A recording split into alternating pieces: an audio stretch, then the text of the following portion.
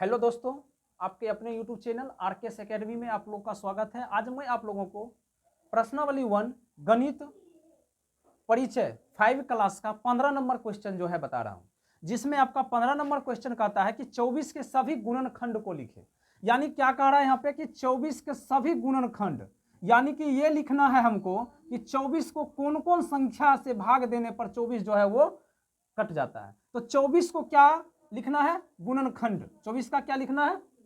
गुणनखंड। देखिए 24 को 1 से भाग देते हैं तो 24 कट जाता है, 2 से भाग देते हैं तो कट जाता है, 3 से भाग देते हैं तो कट जाता है, उसके बाद 4 से भाग देते हैं तो कट जाता है, 6 से भाग देते हैं तो कट जाता है, 8 से भाग देते हैं तो कट जाता है, उसके बाद 12 से भाग देते हैं तो कट जाता है और 24 से देते हैं तो भाग कट जाता है। यानी इस प्रकार से 24 के कितने गुणनखंड हो गए? 1 2 3 4 6 8 12 और 24। अब देखिए नेक्स्ट 16 नंबर क्वेश्चन आपका क्या कहता है? कहता है कि निम्नलिखित के प्रथम 4 गुणज को लिखे।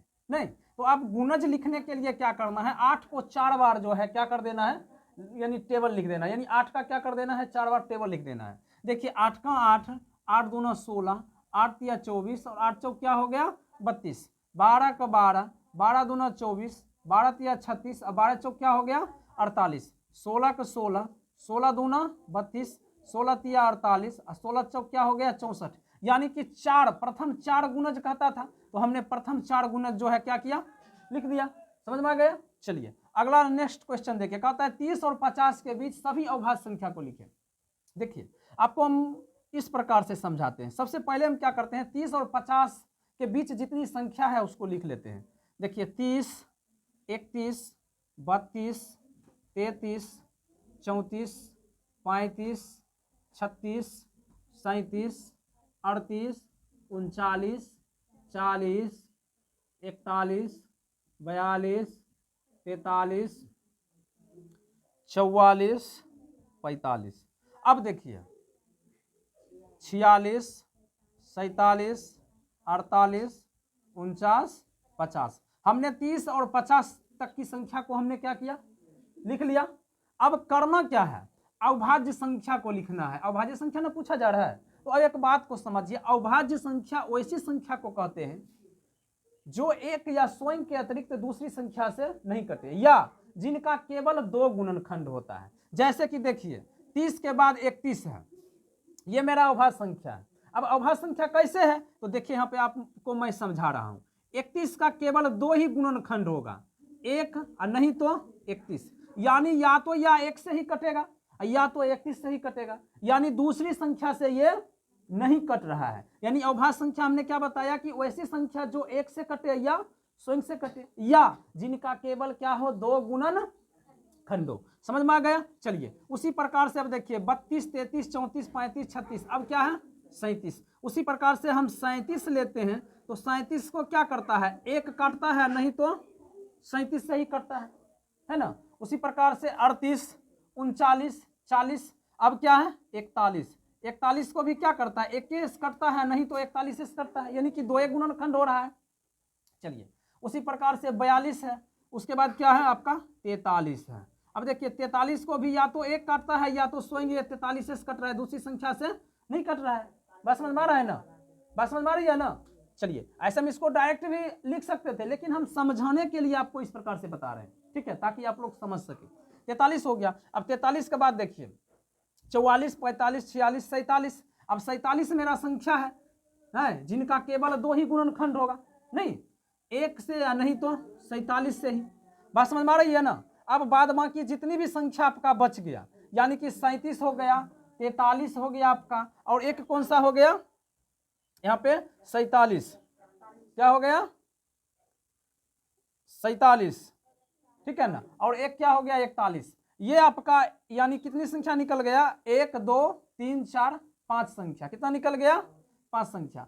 अब बाद बाकी जो संख्या आपका दिया हुआ है आप इसको ट्राई कर लो। जैसे कि मान लो 32 संख्या ले लो, ये तो आपका आंसर हो गया, इसको तो आप समझ गए। अब अगर आपको ट्राई करना है तो समझिए, देखिए 32 का अगर आप निकालिएगा गुणनखंड तो 32 में 32 1 से भी कट रहा है, 2 से भी कट रहा है, नहीं 3 से 4 से भी कट रहा है, नहीं कट रहा है। उसके बाद मान लो 8 से भी कट रहा है। यानी इस प्रकार से हम क्या देख रहे हैं कि 32 के कई गुणनखंड हो रहे हैं। यहाँ पे अविभाज्य गुणनखंड कह रहा है कि जिनके केवल 2 गुणनखंड हो, या जो एक या स्वयं से कटे। यानी इस प्रकार से आप जो है 30 और 50 के बीच सभी अविभाज्य संख्या को लिख सकते हैं, या आपको अन्य कोई प्रश्न दे दे तो आप अविभाज्य संख्या को आसानी से बना सकते हैं। समझ गए? चलिए अगला नेक्स्ट क्वेश्चन आपको मैं फिर बताता हूं।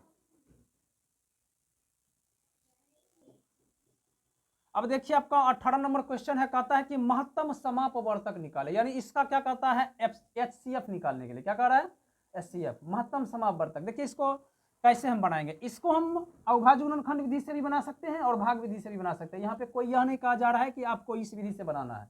चलिए इसको हम भाग विधि से ही बनाते हैं। भाग विधि से बनाने के लिए क्या करना है, सबसे बड़ी संख्या को पहले लेना है। तो 8 और 12 में सबसे बड़ी संख्या कौन है, 12 है।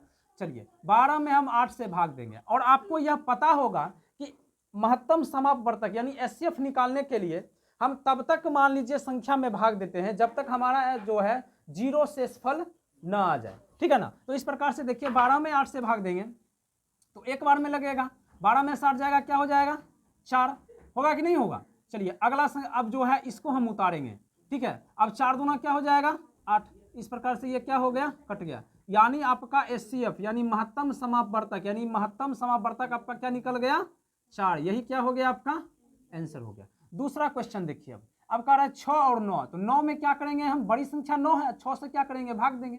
एक बार में लगाएंगे, कितना होगा, 3। फिर क्या करेंगे, 3 से 6 में भाग देंगे, 3 दूना क्या हो जाएगा, 6। यानी इस प्रकार से इसका HCF आपको क्या निकल गया, 3 निकल गया। समझ में आ रहा है ना। उसी प्रकार से गौ नंबर है। अब गौ नंबर को देखिए क्या करेंगे, बड़ी संख्या आपका 35 है और छोटी संख्या आपका क्या है, 25। 25 में 25 से भाग देंगे 35 में, एक बार में लगा 25, 5 में से 5 गया, 0 हो गया, और 3 में से 2 गया, कितने हो गया।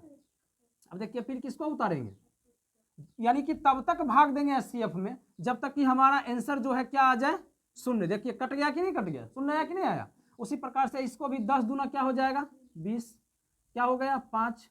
अब क्या करेंगे, 5 दूनी कितना हो गया, 10।